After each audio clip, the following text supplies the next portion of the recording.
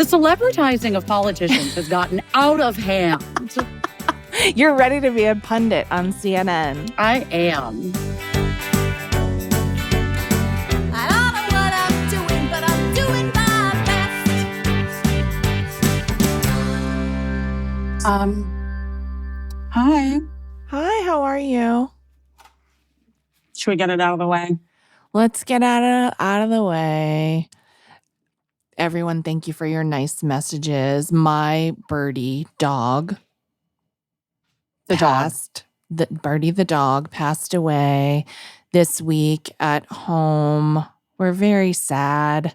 It's very sad because we have her and her sister. And so, it's a lot of trying to interpret how much her sister understands what's going on. And it's just, it's just sad.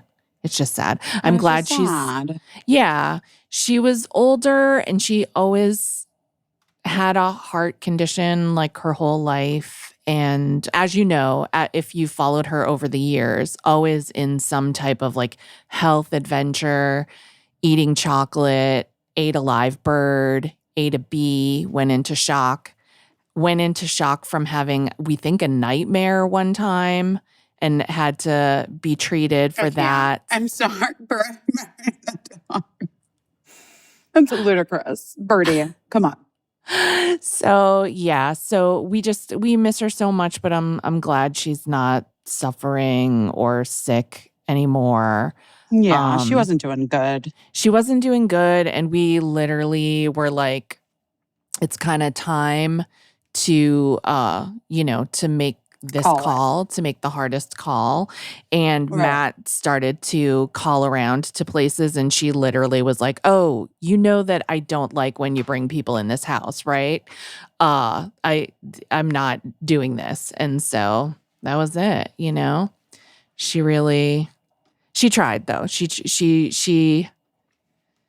She always tried to be a good girl, and she was just always did things her way. So, yeah. Thank you for the beautiful flowers. She hung in there. Hung in there. Yeah. I know. It's sad to hear about it. It's hard to lose a pet. I mean, yes. Always. And, as our friend Dr. Jen Wolkin says, life is so lifey sometimes. Life can't stop lifing these days. Whoa. But how are you? Tell everyone where you are. Tell everyone your exciting, glamorous life right now. Yeah.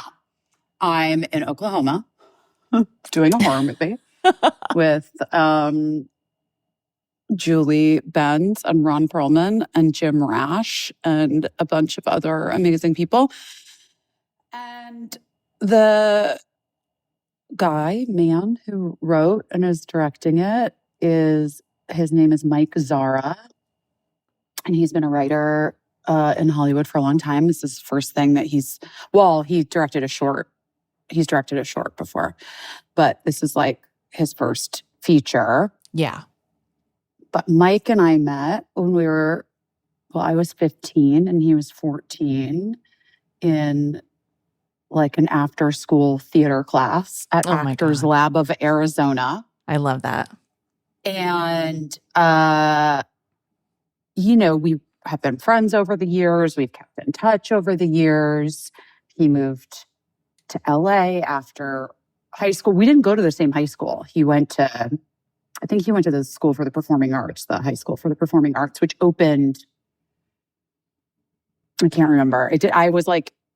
It just didn't make sense for me to switch from it wasn't open when I started high school. Got it. And he's a year below me in school.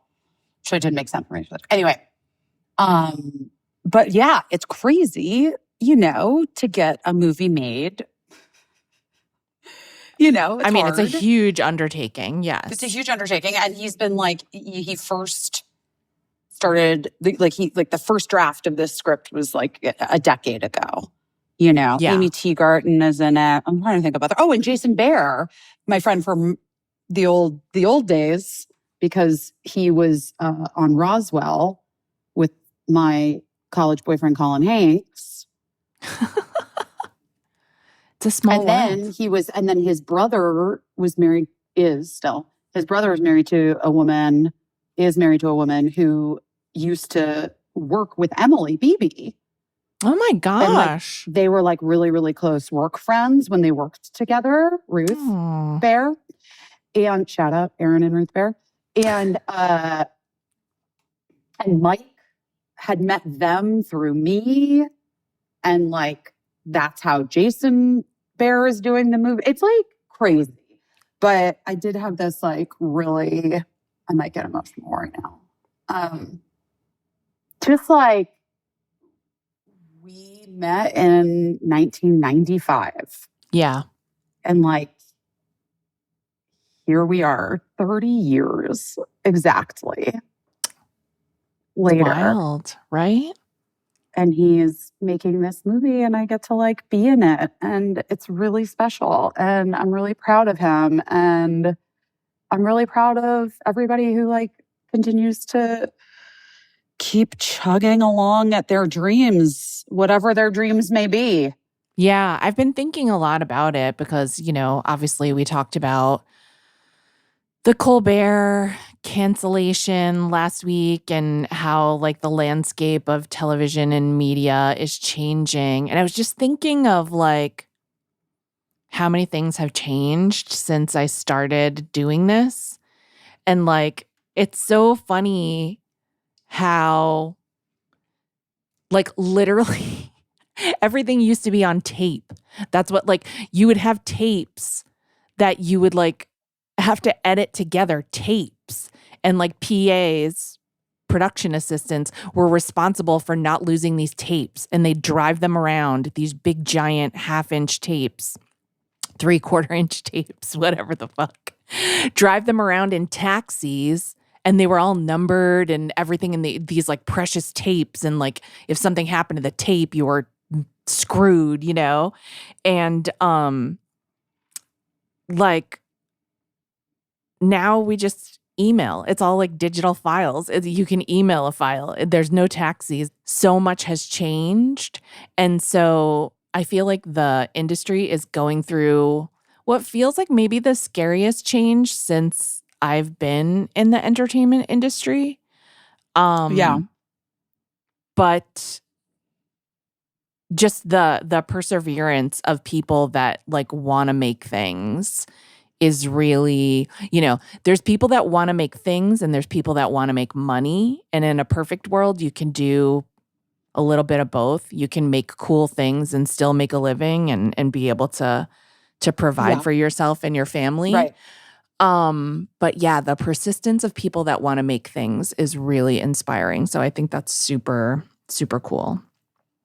And he's been a writer on big television shows over the year. It's not he's really been working. Yeah, for sure.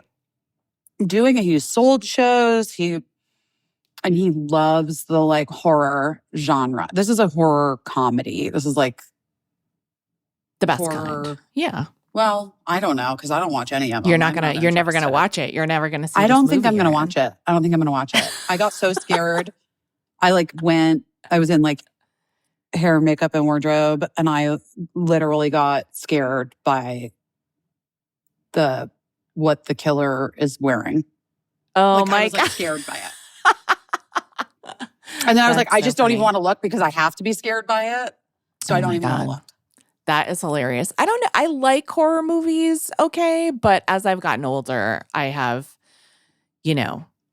once you've seen you're gonna like this one. Some real horrors, you get a little more skittish about it. A friend of mine is also, I don't want to blow up their spot, but is also writing a really big deal studio horror movie. And I was laughing because we were come on, it's Ashley Nicole Black. We know it was announced in the trades.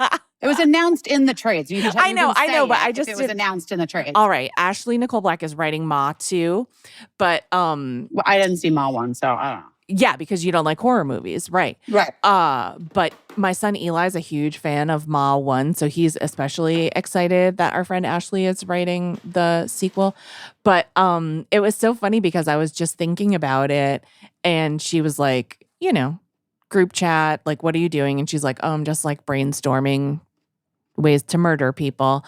And Then I was like, oh, let me give you some ideas, LOL. I literally couldn't think of a way to murder anyone that was like, in any Creative. way.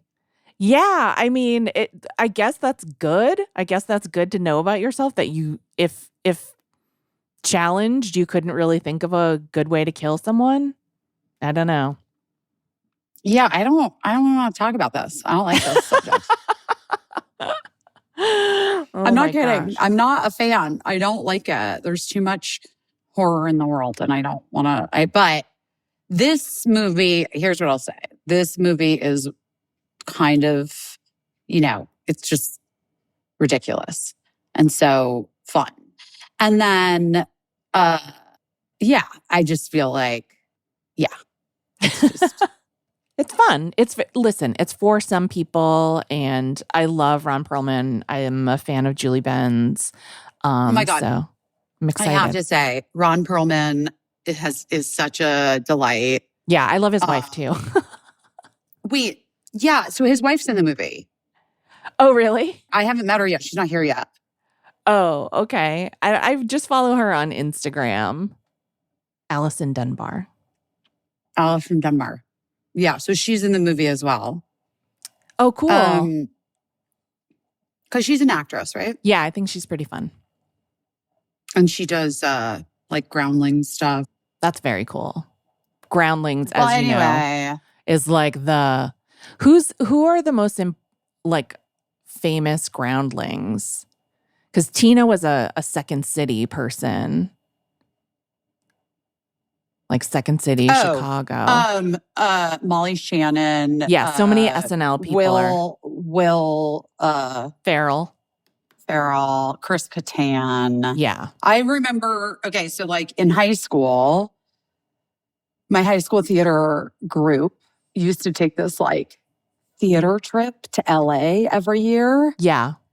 Over some holiday. So we didn't miss any school, but we would like go on like a Friday and we would see some shows, like whatever was like at the Amundsen, or the Mark Taper, or there used to be a theater called the Coronet that is where Largo is now. Oh, right.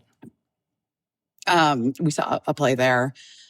But anyway, we would always go see the Groundlings like Saturday night show too. Oh, cool. So when I was in high school, I remember like right before maybe I remember seeing Chris Kattan. Oh, wow. Right, like probably right before he got SNL. Because it was like the Mr. Peepers thing. And Mr. I remember Peepers. Yeah. And like, if you don't remember what that is, that's like, he's like a monkey boy. And he like eats food and spits it out all over the Makes me laugh every stage. Yeah. So that was like, I remember seeing that when I was in high school and was like blown away by how funny it was. I could not believe how funny the Groundlings was when I was, like 15 or 16 or whatever.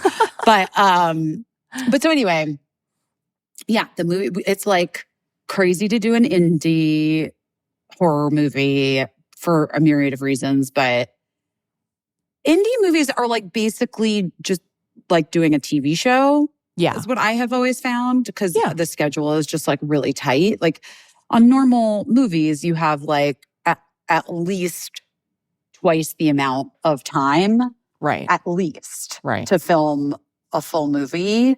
And so you can really like, when things, you can really take your time, make sure you get everything and like it's all perfect. Sometimes on big movies, you only film like a page a day, or like if it's like a really important sequence where there's like a lot going on, sometimes it's like not even a page. Do you know what I mean? Right. Sure. But on television, you're generally like, I don't know, 5 to 8 pages a day. Like you got to do it. And that's what indie movies are like, in my experience. A soap opera, you got spinach in your teeth.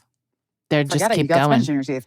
Well, soap operas are even crazier. Like soap operas. Wait, let me ask my friend Blake, who was on a soap opera, how many times? I mean, no, not times. How many pages a day does a soap do on Av? Is that a fun text to send to someone? Yes. Hey, out of nowhere, how many pages a day does a soap do on average? It's a lot. I know it's a lot. I think it's a lot. It's a lot. That's why I have mad respect for anyone who's a soap opera actor, because they know the volume of material that they know for their scenes is always wild to me. Like how much they have to study. So if they're good at it, you better fucking believe that they're fucking good at it. You know what I mean? Yeah.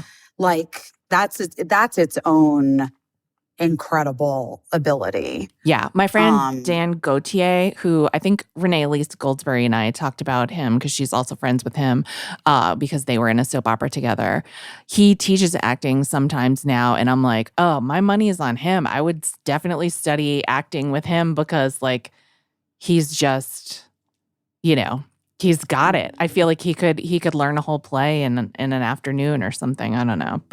And he's also hilarious. So that's just an aside. Dan Gauthier, who plays very serious soap opera characters in his career in real life, is genuinely hilarious. Well, that's always good to know.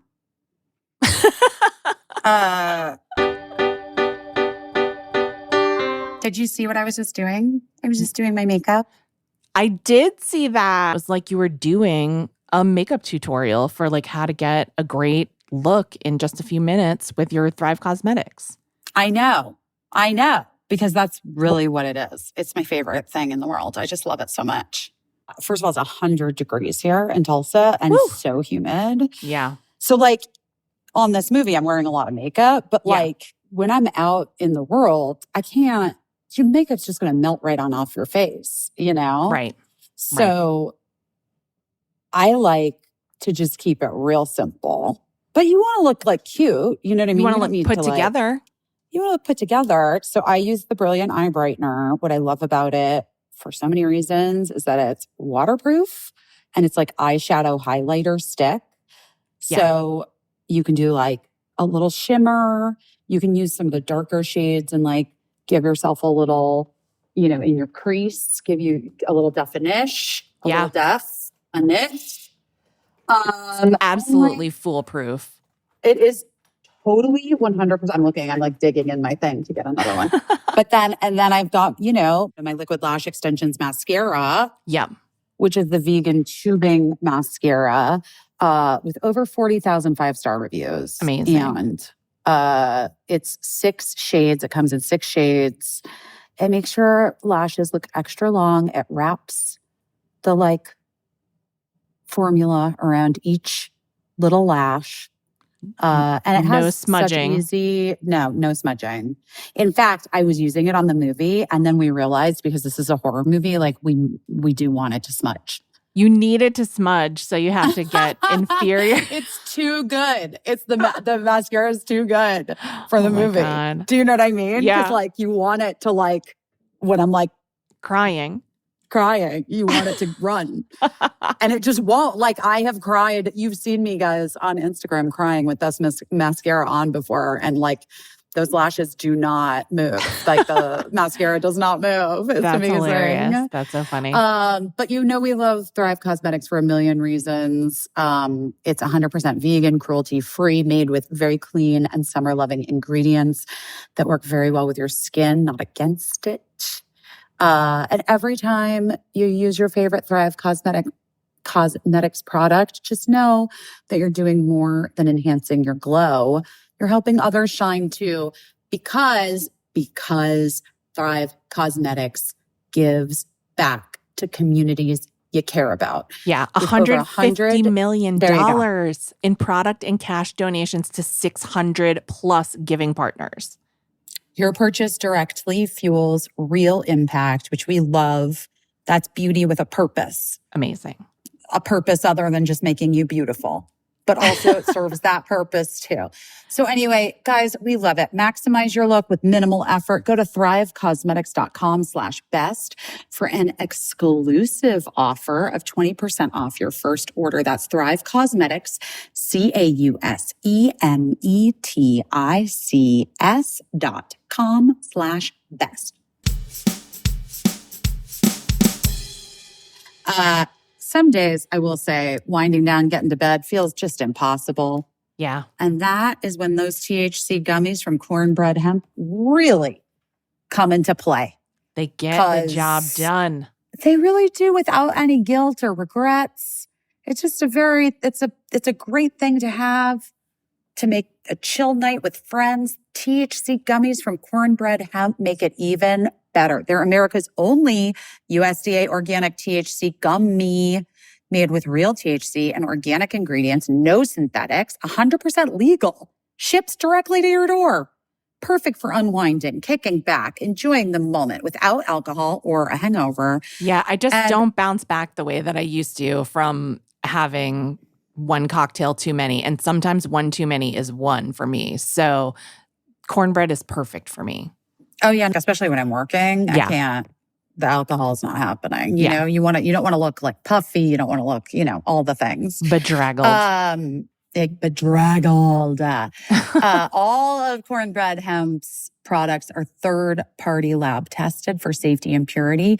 And there's delicious flavors that you can choose from. Blueberry Breeze, Blood Orange Bliss. I love them both. Right now, Busy Phillips is doing her best. Listeners can save 30% on your first order. Just head to cornbreadhemp.com/best and use code BEST at the checkout. That's cornbreadhemp.com/best. Code BEST. Cornbread Hemp. This is the good life. I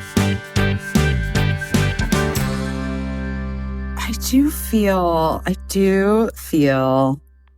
a little bit like I am, I don't know, tired. I feel tired.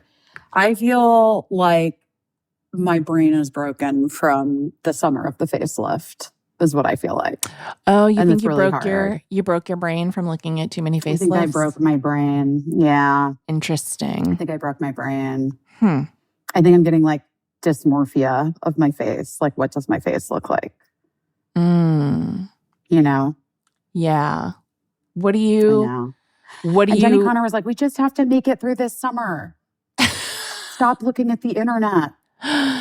What's interesting? Which I totally get. Yeah. Do you think that are you feeling like you look worse than people that have had facelifts, or what's the dysmorphia? I just am feeling like I don't understand my face right now. I don't know what that is. Okay. Whatever that is. Okay. Is that a thing? Yeah. Like, I just feel like I just feel like I'm aging, and I'm like I don't know how to I don't know quite how to process it. Although Tiffany, who I sat next to on the plane, shout out Tiffany. I loved her. I loved her energy. I think we're alone now, Tiffany? No. Just a woman regular named Tiffany. Okay. Just a lady named Tiffany. Okay, great. Got it. I just loved her. She was amazing. She was so cool. And we just loved each other as soon as she sat down. I was like, we didn't even really talk that much on the flight. We just loved each other. Oh my God. And then, and her best friend's birthday is June 25th. So that's my birthday. Okay. So then we made that connection, and then it was, anyway, Tiffany could not believe that I was 46. Oh. She thought that was crazy. She had just turned 40. Oh my God. Anyway, it's hard to be on camera is all I'm saying. You know what I mean? When you're feeling like, right. What is my face? What is my face? Have you ever heard of the counterclockwise study? No. I'm going to read the AI summary of it to you.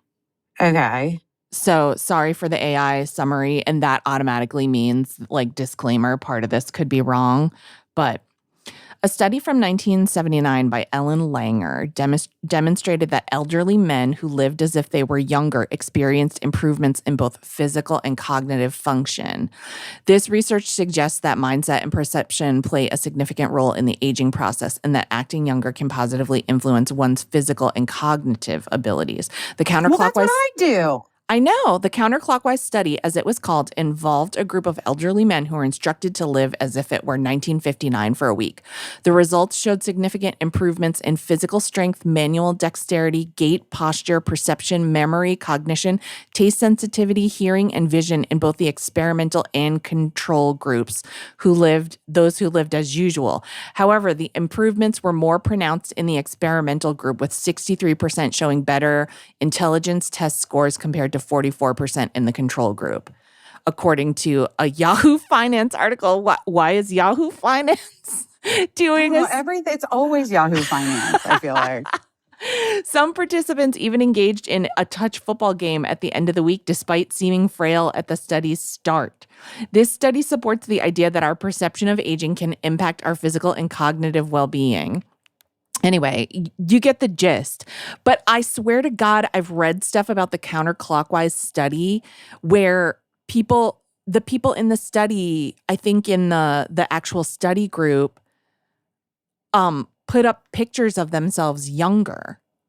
And that's what they looked at instead of like looking at in the mirror. They put up younger photos of themselves. So they were like perceiving younger photos of themselves. And I think that they even said that like people started to kind of look younger. And I'm like, It's weird. I don't think, okay, here's the thing. yeah. Mine is fat in my face. Yeah. I don't look like crazy. Yeah. I don't feel like I look that old.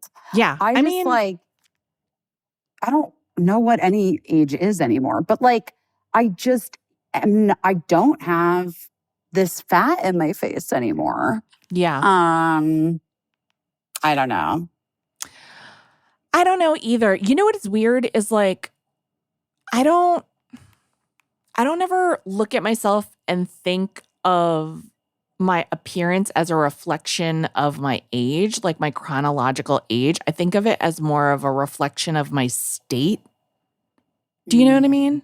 Like how I am right then.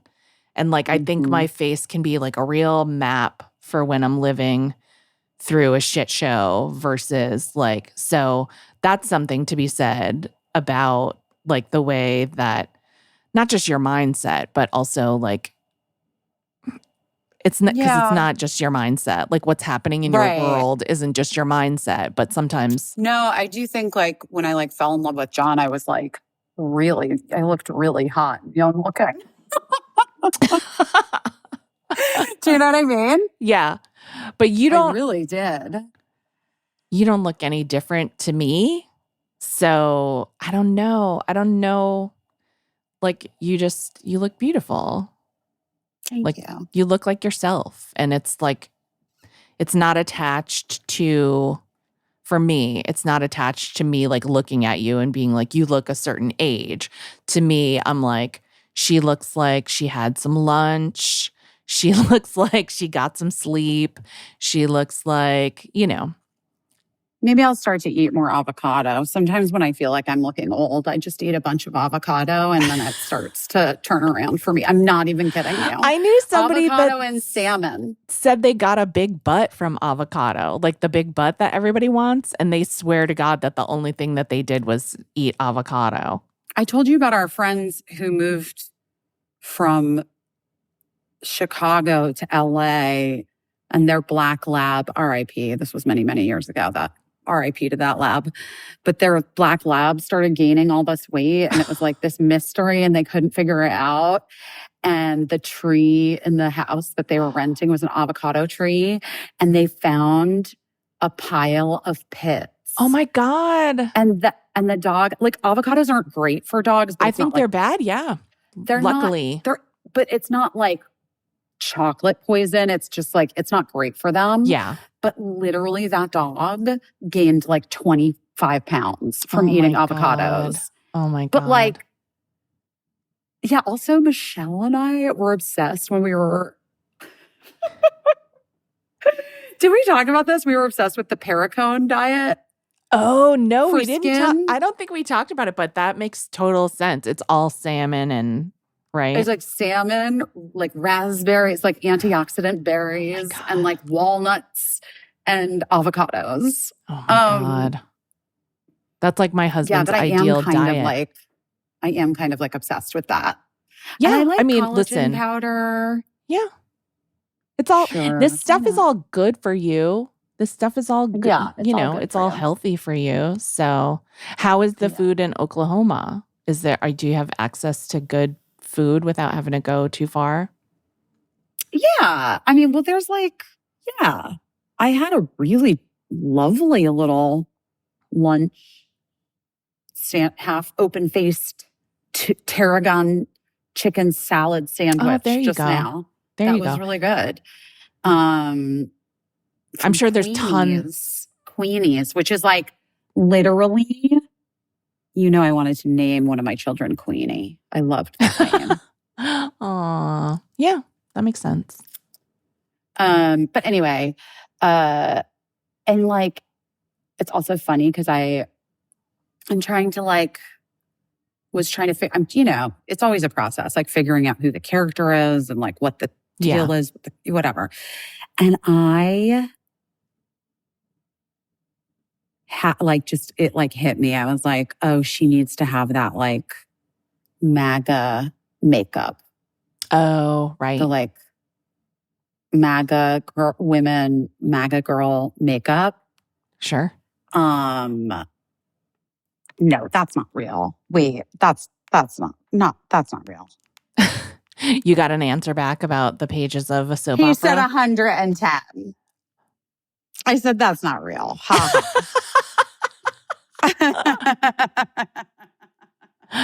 Oh my God. I'm talking about it. Well, I mean, listen, it's an hour every day. So, they're hour-long soap opera every day. Wait, are you being real? That can't be real. I'm like, at least 50, 60 pages a day.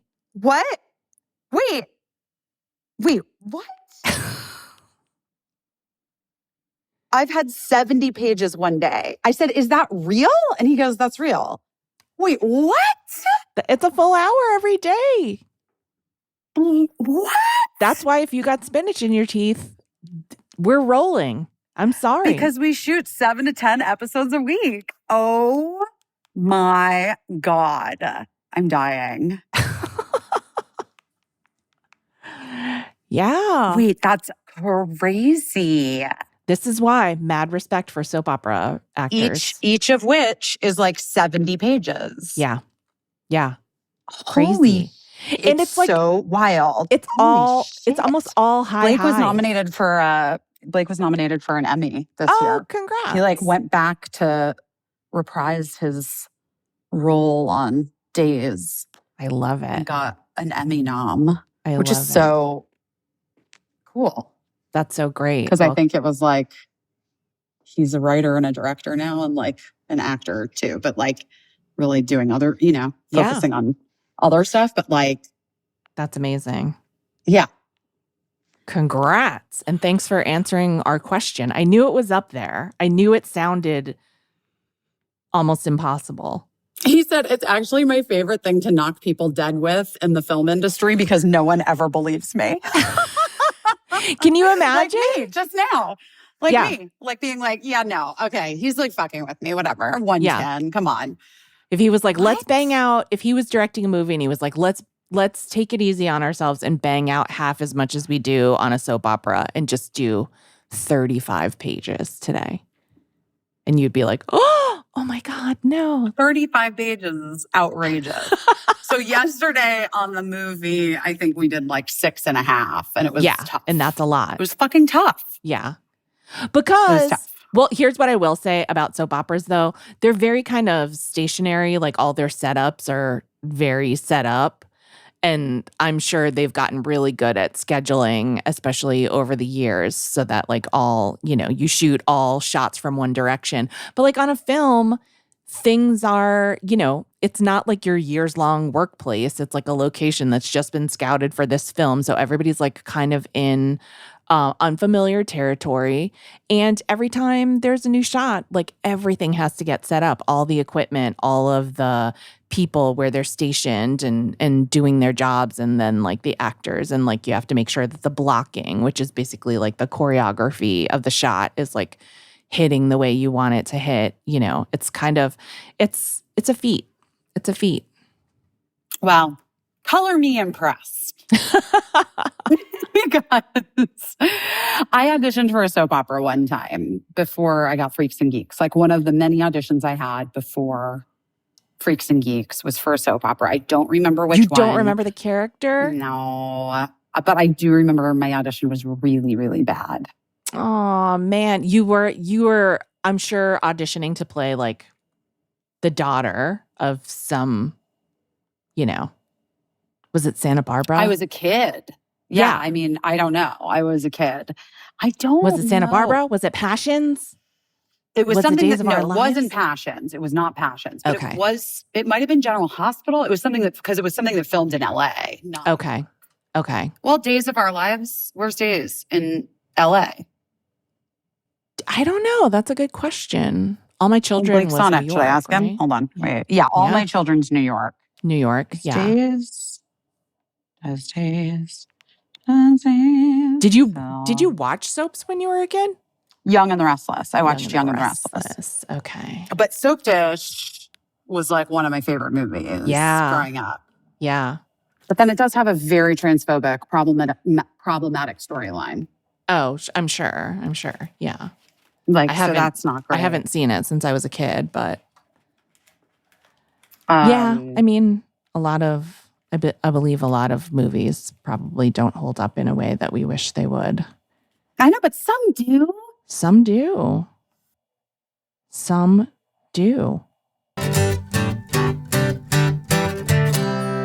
Ooh, you know what I have in my arsenal on set? Do you have it with you? Thank goodness. Yeah, of course I do. We are talking, of course, about Element. Oh. Well, electrolytes are being lost on this movie set. By the minute. Sweat, yes. Heat, yes. Tears, yes.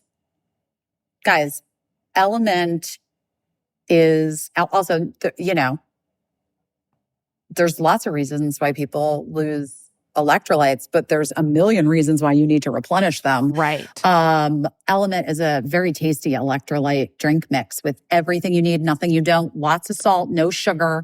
It's a science-backed electrolyte ratio, 1,000 milligrams of sodium, 200 milligrams potassium, 60 milligrams magnesium, no junk, no sugar, no coloring, no artificial ingredients, no gluten, no fillers, no BS.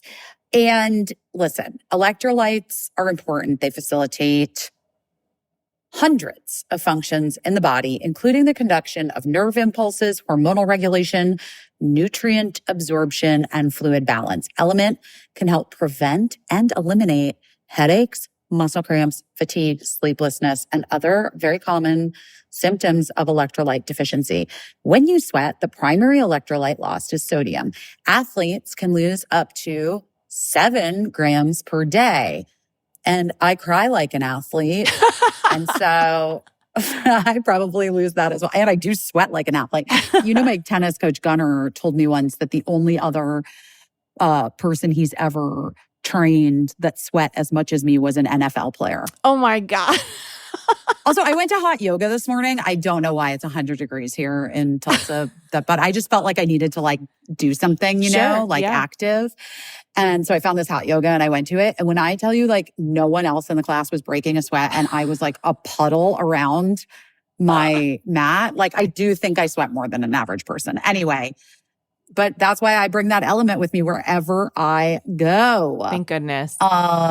Right now, Element is offering you, our listeners, a free sample pack with any drink mix purchase. That's 8 single serving packets free with any Element drink mix purchase. It's a great way to try all. Here, I'm going to drink mine right now. This is in my water bottle. Try all 8 flavors or share Element with a salty friend.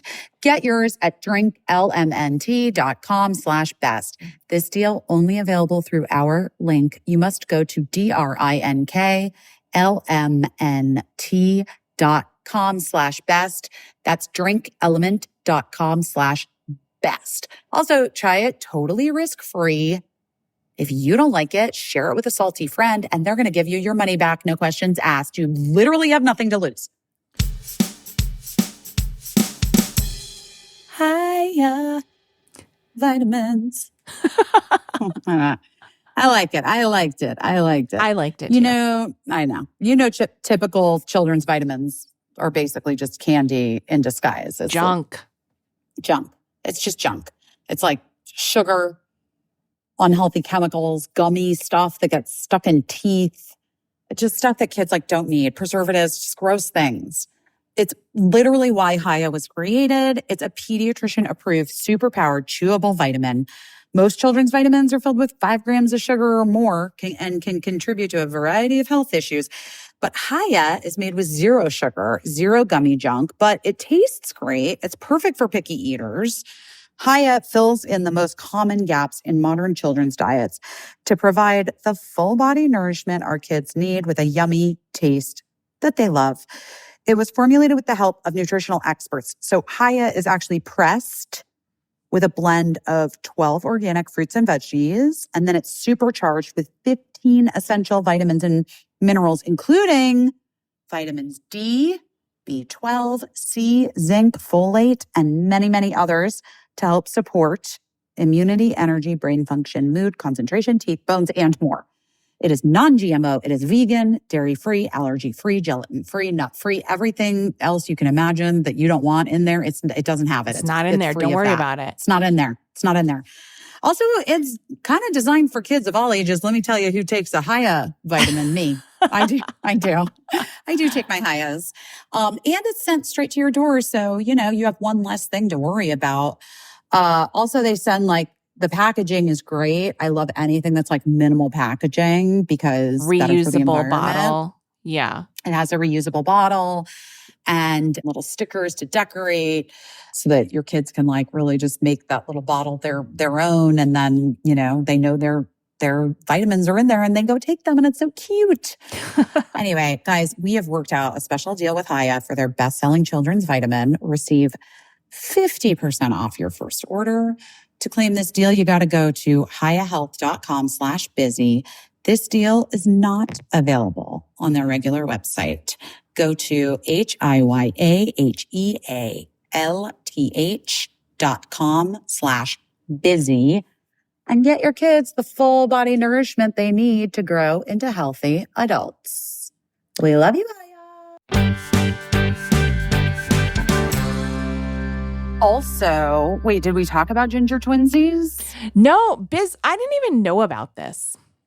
I didn't even know you were doing this. Well, do you want me to tell you the story? Tell me all about it. No one knew I was doing it because not even me, Caissie. Not even me. I've been wanting to ask you, so tell me all about it. Ginger twinsies is an absolutely bonkers off the wall parody play, sort of a little bit like if anyone knows what Titanic is. Yes. Not the same at all, but not dissimilar. A similar spirit. And somebody from Titanic is involved, right? Yes. Yes. Correct. But it's a parody of the movie The Parent Trap.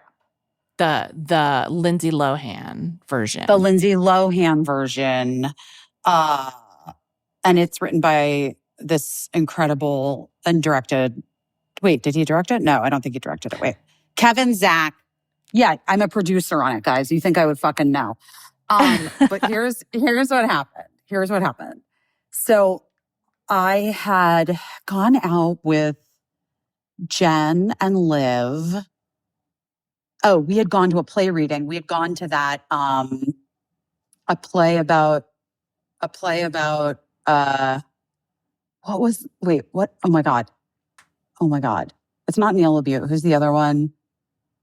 He wrote David Mamet? Yeah.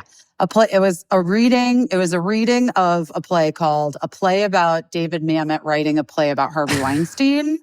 Okay. And it was to benefit the ACLU. Yeah. And Abby Jacobson did it, and Billy Eichner, and oh my God, I'm blanking on her name, but she's amazing from the other two. And we met in person for the first time, and I love her so much. Helene York? Helene. Helene. Yeah, she was genius.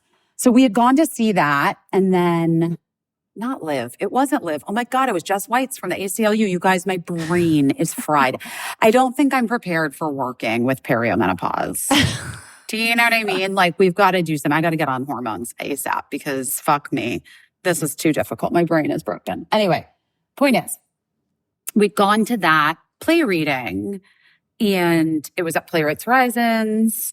And, I'm one of the producers like, should I just get face tape? Should I just start taping my face? But that doesn't even look like me. If I pull my skin up, it doesn't even look like me. I saw this. Who's this bitch? I don't know. You know what I mean? She's pretty. Yeah, but I don't like it. I saw this thing. Wait, I have this test to show you later that I saw another plastic surgeon was like, if you're concerned, if you're concerned about the jowls and you push that up, but it doesn't bunch up like your temple or whatever, then you don't need like a forehead lift. And so I was like, oh, I don't think I do. And then I could just like do some tapes. Who cares? Okay. The point is, you went to this play reading. We'd gone to that reading. Mm-hmm. It was great. And then after the play reading, we went to get a little snack and a bite and a glass of wine. And then at like 10:15, my phone rang, and it was Tommy Kail, who is married to Michelle and directed Hamilton and directs lots of stuff in theater. And it was 10 at night. And I was like, why is my best friend's husband calling me at 10 at night? That means oh my God. Something's happening. Yeah. Excused myself from the table, went outside. I answered the phone. He's like, Biz, what are you doing right now? And I was like, what? Is everything okay? He's like, everything's great. Listen, I just saw this insane thing. It opens in like 3 days. It's called Ginger Twinsies. I want you to look it up. I think that they're looking for like basically one more producer to come on board. I think it should be you and me together. And I was like, what? What are you talking about? He's like, it just makes sense. Busy, I need you to do this with me. And I was like, okay. He's like, I had this idea. I told Michelle, I just saw it. I told Michelle, I love it, but I feel like I need like Busy to like come in and produce it with me. And she was like, well, call her, just ask her. Literally, that's what happened. That's it so was cool. like I had 2 glasses of wine, and I was like, yeah, okay, I'm in. Wow. Hadn't seen it, Caissie. I hadn't seen it.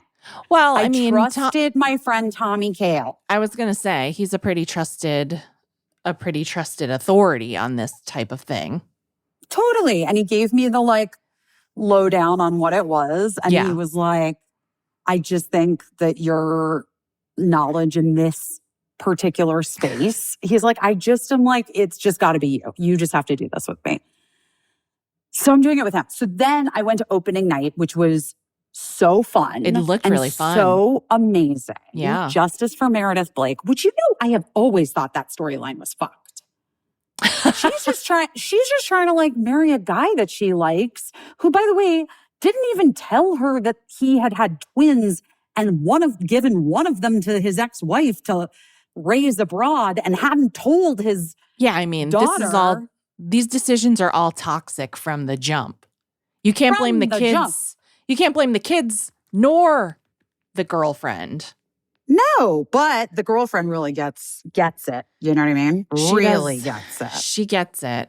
I mean, in a perfect world, the twins should go with the girlfriend and leave the 2 goofy parents, insane parents, to each other. I mean, and hope that they shall never procreate again. Yeah. Yeah. But also, Mitch Wood is in it. Uh-huh. Who I am just absolutely obsessed with. He's a comedian, and I've been following him online on Instagram for a long time. And especially this past year, like I have found so much joy in his characters that he does, like his impressions. Yeah. And by the way, that was a real surprise to me that he was in the play. As a producer of the play. Listen. It was just like so funny. It was just so funny. But I don't even know, like, it's That's hilarious. how it happens. It sounds like you haven't even seen any paperwork or anything yet. You haven't seen a deck. You just went to the premiere night, like No, I had a call. I had like an hour call this morning with everybody. Yeah, this is our like very fast we're like turnaround. Figuring some things out. Yeah. But Elaine Hendricks has come on board as a producer. You know, she plays Meredith Blake in the Parent Trap movie. Right. Iconically so. Yeah. And, you know, it's really funny because I remember watching that movie. Like, I think I was in a freshman in college when it came out. Yeah. And I watched it a lot, weirdly. Yeah. And I remember thinking that Elaine Hendricks, the actress who played Meredith, was so much older than me. She's not. She's really not. She's like, she's not that much older than me. But also, then it was like one of Birdie's favorite movies. I know the movie so well. That's hilarious. Yeah. Tommy Kail has never seen either Parent Trap movie. Oh, that's so funny. I had the original Haley Mills, like on Betamax tape when I was a kid. So I watched that one tons, but also the Lindsay one tons. Yeah. There's just like amazing people in it. And it's so funny. It's so funny. Like, nothing makes me, I was like screaming with laughter. It's fantastic. I really hope that everybody gets a chance to see it. It's the most fun you could have. It's like a millennial dream come true. It's truly great. And Tommy and I are producers on it. That's so cool. I love all these reimaginings of like pop culture favorites that people are doing. And now, wait, has anyone ever made a stage production of Troop Beverly Hills? No. But let's do it. Now that you are a producer. Let's do it. Well, I just know Troop Beverly Hills is like also in that vein of favorite movies for you. Troop Beverly Hills is like next level for me. Yeah. Yeah, it's a big one. I was thinking of you because a friend of mine had a vintage Camp Beverly Hills sweatshirt that she got the other day. And I was like, oh. You know how much I love those. Remember when I had all that Camp Beverly Hills, the reissue merch? Yeah. And I was wearing it. I loved Camp Beverly Hills when I was young. We were just talking about like how much like I really wanted like a Benetton shirt or something when I was a kid, and like just those brands, like how that was like the rise of branded clothing, kind of, I think, right? Yeah. Because prior to that, things weren't really, you weren't like wearing like a status logo as like evidence that you were cool or whatever. I don't know. Well, I mean, like, I'm sure luxury brand, like Chanel was always Chanel. Yes. Louis and sometimes Vuitton like was always Louis Vuitton. But a tasteful monogram. Maybe. Lacoste. Yes. Yeah. The small alligator. The little alligator. Yeah. Well, anyway, that's the Camp well, that's the story of me as a producer on Ginger Twinsies. Caissie, I really think you should see. I really think you're going to love it. Yeah, I'm excited to see it. Like, I can't wait for you to see it. I know. I really think you're going to What's going to happen? Like, how long is it playing, where it's playing?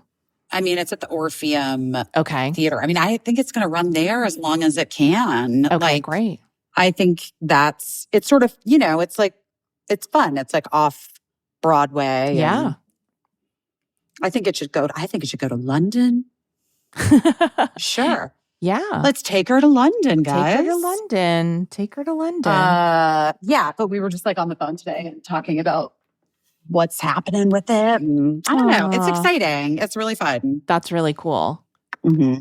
I know. And the reviews are good. Like, people are really into it. Like, people really like it, which is great. Fantastic. Would you ever switch into it? Or are you just behind? I don't know if there's a part for me that seems right. But it's definitely like, I'm definitely a fan. Yeah. And that's so cool. I want people to see it. Yeah, of course. Of course. Yeah, it seems really fun. I love that that's happening. It sounds like the cast is really cool and like people that you're a fan of anyway, so you'd want to check out. So hopefully that'll bring in like a good audience of, these folks that people want to see. Yes. Which is nice. Wow. That's exciting. Let me know if you get to New York and you get to see Ginger Twinsies, guys, because I highly recommend as a producer on it. Yeah, that's I know. So funny. It's very exciting. Did your parents or you watch the David Letterman episode of our show? I didn't get to watch it. You got to watch it and see how you think it came out. I can't. I know. I actually had a hard time watching it myself just because I was like, I think I said this last week. I was like, oh, I'm too close to it. So like Eli sat and watched it with me when I was doing notes, and he was like, I was laughing my ass off. But I got the cutest little message from Robert Morton, who was one of our executive producers at The Late Show when I was there. And he was like, so good, Caissie. I'm so proud of you. That's awesome. It was very sweet. Robert Morton, if you were like a watcher of late night or The Late Show in the early days, Morty, like that's he was famous. Mm-hmm. He's like, Dave never had a sidekick, but Morty was one of like the staff sidekicks and often referenced in the show, and you'd recognize him if you were like a fan of the show. But my favorite story about Morty, who I always called Robert because, like, I don't know, I just have a thing where I feel like I have to earn calling someone their nickname or whatever. I don't know. So I always call people their proper names unless they're really like, please, please, please don't call me Robert. But so I always called him Robert. Anyway, he was like a funny guy, like the kind of, he works on like a late night show. So he's like a funny guy and like always joking around, and I always admired like how calm he was in the face of like just it's a pretty high pressure job. And like I think that he dated Martha Stewart at one time. I remember he was like going out to the Hamptons. Yeah, and he was like, Amen. He was like, what gift should I bring her or whatever? And I was like, I don't know, a stereo, something big, like something significant. That's really funny. I don't know how long they dated for, but I remember being so impressed by that. But the first time that I traveled with The Late Show, we came out to Los Angeles, and we stayed at the Hotel Nico. Do you know where do you remember the Hotel Nico? It was, I think in Beverly Hills. But anyway, I got my key at the front desk, and because we all came on a plane together, so we were all like arriving at the same time. I got my key at the front desk. It was before like key cards, I think. Anyway, I was having a hard time like getting my hotel room door open, and Robert comes up, and his room is like across the hall, and I'm just like there like struggling to get my hotel room door open, and he's like, do you not know how to use a key? And I was like, yeah, I mean, honestly, no, I'm really bad at it. I'm really bad with all keys, as a matter of fact. And he was like, oh. So he just came over and like. You and Cricket. Yeah. It's a thing. Sometimes like I'm key intolerant. So he came over and took my key and unlocked my room door for me and like opened the door. And when I saw how big and beautiful the room was, which by the way, it wasn't a fancy room. It wasn't like one of the fancy ones that executives got. It just was like the nicest hotel room I'd ever seen. I got choked up and he was like, "Oh my God, are you crying?" And I was like, "It's so much bigger than my apartment." And he was like, "Oh God, go in there, enjoy it, enjoy your room." And he was like, "Do me a favor, don't peek into my room because I could tell you it's like going to be a lot nicer and bigger than this one." And I was like, "Oh my God." Wait, but that's also iconic of him to say. he was like, "You'll lose your mind." And then, so Wait, I love that he's like, "Don't look at mine, honey." Yeah. So I go in my room, and then later when I came out to like, do whatever, go downstairs to the lobby and meet up with people, he had executives sometimes when they travel to places, like their agents or the network will like send things for them, a bottle of wine or whatever, a fruit basket. And so he must have gotten this giant fruit basket from CBS and he left it outside my door for me because he was like, "This bumpkin will love this fruit." Wait, I love that though. It was so sweet. And I was That just is really nice. Yeah, and I was just like, it's not the kind of thing that you could go around telling about him. You couldn't be like, "Morty gave me his fruit basket," because I'm feral. And I've never seen a really nice hotel room or fresh premium fruit, but it was very sweet. And so he was like outwardly very funny TV guy, but like also I think always had like a very sweet streak. Well, I love that. I love that. Reached out to you. He reached out to just say so proud of you, which I thought was so great. He's great. I think he's still so funny and so talented. I think he's like a real estate mogul now. He sells real estate instead of doing TV stuff. He got out after the late night wars. He was tired of that shit. Get out while you can. Pretty smart of him now in hindsight. Truly.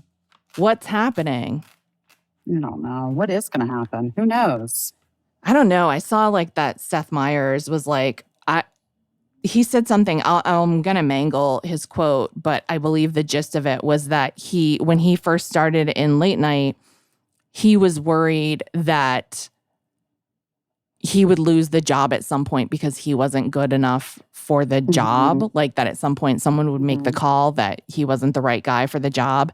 And he said now he's much more concerned about the job going away just because that's the way of television. And then, somebody smartly asked like, just a random person that I know who's like, UK is not having a hard time keeping up their late night shows at all. So like what's the ish in the United States? Like what's happening? And it's I don't know. I didn't think I would see the convention die in my lifetime, I don't know if you will, I'm going to say. Well, we don't know yet. I don't know. We don't know. We don't know how it's going to go. Just don't know. We just don't know. How long are you in Oklahoma? When is Birdie shooting her scenes? What's happening? Let me look at the schedule. I know that we are done Birdie's birthday. Like we're finished on Birdie's birthday. Oh, exciting. So you're in Oklahoma for quite some time, it seems. Whoa. I know. Have you ever been to Oklahoma? Yeah, I was here on my book tour. I was here in Tulsa on my book tour. Okay. It was so funny yesterday. I literally just got here. Yeah. And then yesterday after work, I stopped at Whole Foods. Yeah. And this girl was like, "Oh my gosh, you're Busy Phillips." I'm like, "I am Busy Phillips." And she's like, "I heard you were going to be in Oklahoma." And I was like, "How did you hear that?" Well, shout out, Chloe. Maybe you listen to the podcast. Maybe that's how you heard. Maybe that's how you heard. Let's see. So, yeah. This is crazy. It's crazy to be an actor. Wait, are you frozen? I don't want I don't know. It's scary. It's all too scary. But yeah. Are you there? Did I lose you? I mean, I don't know what happened.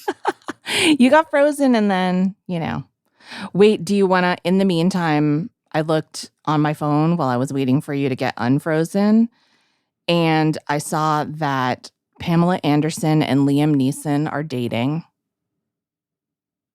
That I think they've confirmed it because they made a movie together. They made a movie that my friend directed. Well, Akiva, Liz's husband.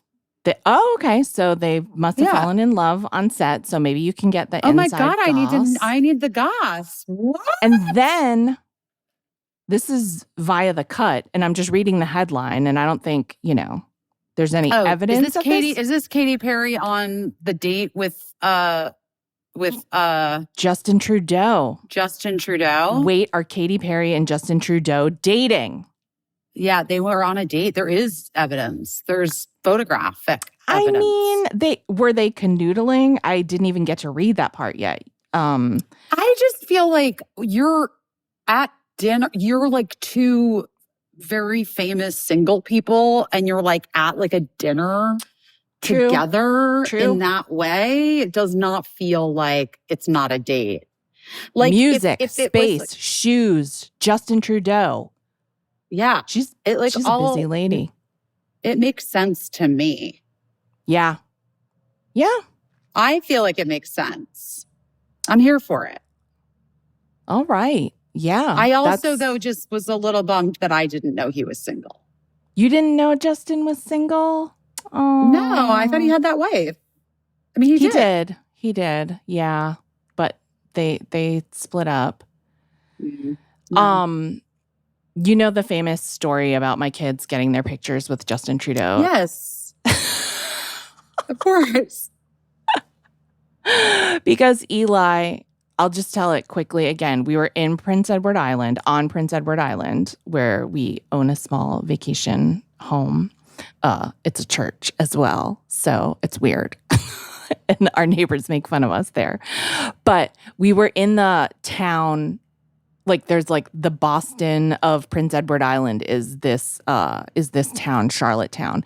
And we went to get fish and chips from this truck that had really good fish and chips, but it's kind of like off the beaten path. And so we were like just down in the weeds by the water. And all of a sudden Eli just dropped his fish and chips and took off running. And we were like, what the hell? And then he texted us and he was like, Justin Trudeau's at the ice cream shop serving ice cream. And so we finished our fish and chips. We went to Cow's, the ice cream shop. Cow's is so good if you get to Canada. Oh my God. And Justin Trudeau was serving ice cream. And then my kids clamored up and asked to get a picture with him. And the Canadian Secret Service was delightful. They were basically like joking around with everyone and just very jovial and not tense the way that American Secret Service would be. And they were helping everyone get their pictures. And then when it was all said and done, I was like, Eli, what happened? And he said, all I heard was Justin is at the ice cream shop. And I knew it was either Bieber or Trudeau. And I was like, either way, it'll be pretty cool. But the Canadians just didn't get why Americans cared that much about their leader, their prime minister. We were like, you should sell Justin Trudeau t-shirts. We would buy Justin Trudeau t-shirts. And they were like, why would we do that? And we were like, we have t-shirts of like our president. But they didn't get it. They didn't get like what all the hullabaloo was, which is maybe the way it should be. Oh, it's 100% the way that it should be. Just let's be clear. Yeah, it's 100% no, the way. Celebritification. Yeah. Sure.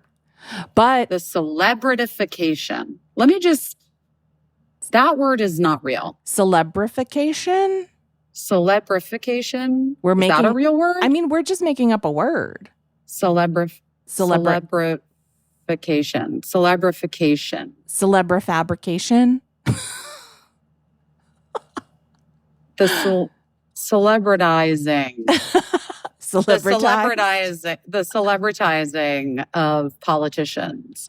The celebretizing of politicians has gotten out of hand. You're ready to be a pundit on CNN. I am. Well, Justin Trudeau. Well, I, for one, think that the celebritification, what do we say? The celebretizing. I, for one, think the celebretizing of politicians has gotten out of hand. Oh my gosh.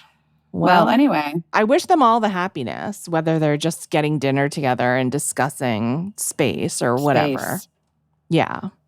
And I always wish Liam Neeson happiness after losing his wife in such a tragic way. I know that. And star of The Parent Trap, Natasha Richardson. Yes. Yeah. Oh, gosh, she was wonderful. She was really close friends with Andy Cohen. So I never met her, but I just feel like I knew her from how much Andy always just fondly remembered her.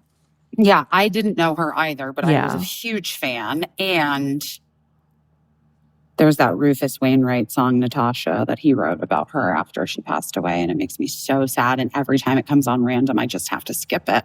Oh, it's too much for you. It's too much for me. Yeah. And I want Liam Neeson to be happy as well. Yeah. Yeah. And Pam Anderson. Oh, obviously. We were all rooting for Pammy. Obviously. Pammy, we've been rooting for. I just mean I want everybody to be happy. Yeah. Yeah. I love it for them. That's so fucking cute. That is cute. That is great. Cute. Good. Great. I hope they're into it. Age appropriate. Everything's good about it. I mean, I think Liam Neeson's still 20 years older than her, but great. That's not true. I believe what? so. How old is he? What are you talking about? I think he's like 70 something. What? Yeah. Get out of here. Are you serious? I think so, Biz, because think back to how long he's been at it. He was born in 1952. He's 73 years old. Holy shit. Well, he looks great. Yeah. Yeah. He's tall, He was frequently an audience member. Well? Yes. I think so. He's just tall and has a presence, and he would often be sitting next to me at Watch What Happens Live because he was friendly with Andy. And the reason I'm so aware of his height is because we had such a small audience, and he always had like the gangliest, longest legs. And so he would, if I ever had to run something up to Andy, like a card or whatever, I would have to leap over Liam Neeson's legs to get to Andy because his legs were just everywhere. Like, that's how long his legs were. And so it became like a little joke that if I had a card and I was making I had to go toward Andy with it, he would just take the card from me and go up in 2 steps and give it to Andy for me. I wish the best for him because I know he's had some really sad years and of missing his wife.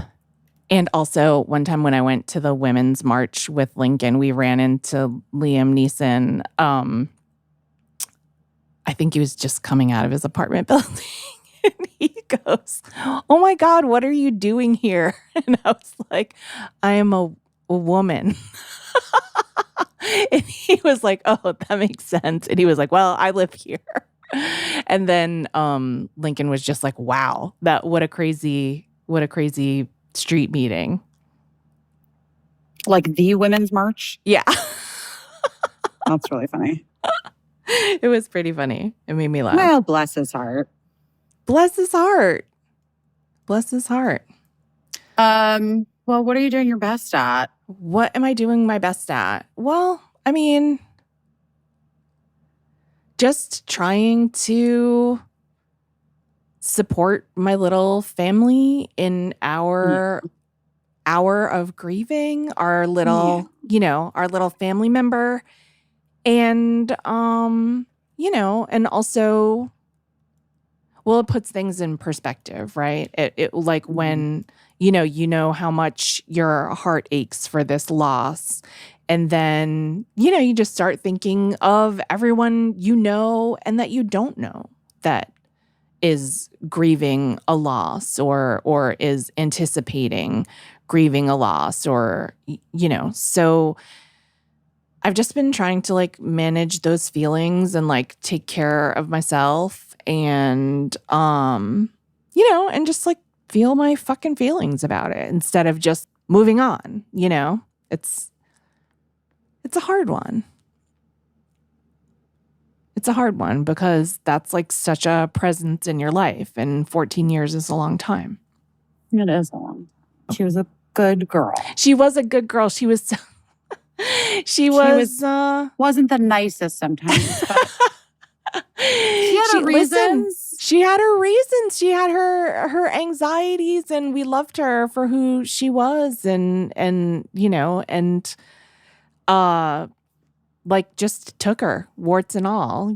She came from really tough beginnings, and so she was an inspiration in that way. And if dogs could have gotten therapy, maybe she would have worked out some of her demons. But I'm glad that she was home and with us, and that we got to tell her we loved her a million times. Yeah. Yeah. Oh, buddy. How about you? What are you doing your best at? I mean, you're making a movie. Yeah.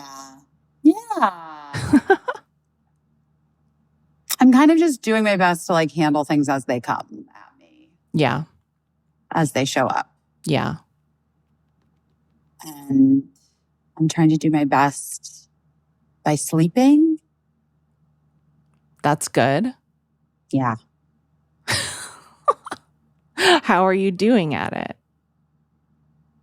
I'm doing pretty good. Good. Because sometimes the more you try to sleep, the harder it is. Well, I think the trick with that is that you cannot go to bed too early. It's a good point. You have to know yourself. Yeah. Yeah. I'm not sleeping. Like if I go to bed like at like 9:30 or 10, I'm awake at 5 and then I'm fucked. Right. I have to go to bed between like 10:30 and 11:30. Okay. And then I sleep through the night. All right. And you're not having too early call times or anything like that? No, I mean, it's like 8 a.m., but... Okay. You're up by then. New York is... Yeah. No. And New York is an hour ahead. Yeah. So 8 here is like 9 there. Yeah, you've already been up. Yeah. And how's the first 2 days are like very light, and then tomorrow's gonna be insane. It gets more intense. I have to start. I gotta memorize my shit. Okay. So just full disclosure, we might not be able to have a podcast next week because Busy's making a movie. And I mean, we can see. Let me see. We'll see what happens. But who knows? Maybe I'll fucking make a movie next week. Well, we'll discuss. Perhaps. We'll discuss. We should discuss. Let's discuss. We love you guys. We love you. Thanks for all the nice messages. Very appreciated. And we'll talk to you soon. I hope your summers are going okay. Yeah, there's lots of stuff happening in the world that we're not even getting into, obviously, because fucking... Well, we just can't. Everybody knows at this point. And so, sure. So maybe next time we get together, we'll talk a little bit about, we'll share a little bit about like resources for people that are looking to do something. I think that would be great. Okay. I also just like, since Birdie just passed away, Birdie the dog. Yeah. I just didn't, I feel like we just needed to like keep it. You guys, you have to know, you got to like know what you can hold. Do you know what I mean? Yeah. Sometimes there's too many things. Yeah. And you've been sharing lots of things on Instagram, I've seen too. So if people are looking for resources like immediately, I think that there's a lot of good things are coming across your Instagram feed where people can check it out and see if it's right for them to like make donations or whatever. Which is great. And I haven't been on Instagram at all. And I didn't post about Birdie the dog on Instagram because I had like complicated feelings about it. I don't know. I get it. You know? can do whatever you want to do. Exactly. You can do whatever feels right for you, Case. And we talked about it here. And we're going to say goodbye. We all need to go rest. Yeah. All right. We love you guys. We'll talk to you very soon. If not next week, sometime soon. But just watch this space. Yeah. We love you. Bye. Bye. I don't know what I'm doing, but I'm doing my best.